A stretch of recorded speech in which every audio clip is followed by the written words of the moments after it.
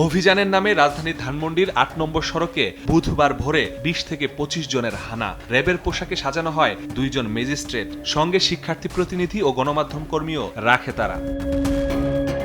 তারপরও সন্দেহ হয় নিরাপত্তা প্রহরীদের। গেট না খোলাই ভেঙেই ভেতরে প্রবেশ করে তারা। এ সময় 999-এ ফোন করায় বেধড়ক পেটায় সেখানে থাকা এক অফিস সহকারীকে। গেট ভাঙে আমার ঢুকছে ভিতরে, ঢোকার পরে আমার অনেকক্ষণ মারছে।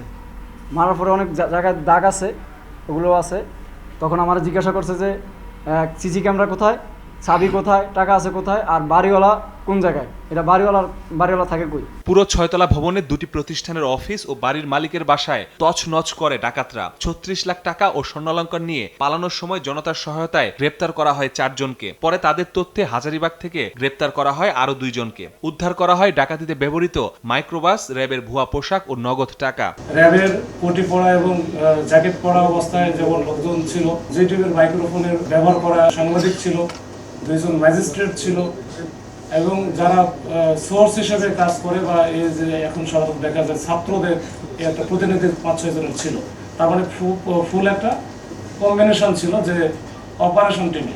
মামলার এজাহারে এই ঘটনায় 2 সেনা সদস্যের জড়িত থাকার অভিযোগ আনা হয়। যদিও পুলিশ বলছে বাহিনীর কেউ জড়িত কিনা খতিয়ে দেখা হচ্ছে। তাদেরকে রিমান্ডে বিস্তারিত তথ্য এবং পূর্বের যে পরিচয় বিভিন্ন কোনো কিছু থাকলে সেটা আমরা নিশ্চিত হতে পারবো, তারপরে আপনাদের বলতে পারবো। কোনো অপরাধীকে কোনো রকম ছাড় দেওয়ার কোনো অবকাশ নেই। এ ঘটনায় সাহসিকতার পরিচয় দেয় 5 জনকে নগদ অর্থ পুরস্কারের পাশাপাশি ডিএমপির অক্সিলারি ফোর্স হিসেবে নিয়োগ দেওয়ার সিদ্ধান্ত নেওয়া হয়েছে। অক্সিলারি পুলিশ অফিসার হিসেবে নিয়োগ প্রদানের ঘোষণা। মাসুদুর রহমান, সময় সংবাদ, ঢাকা।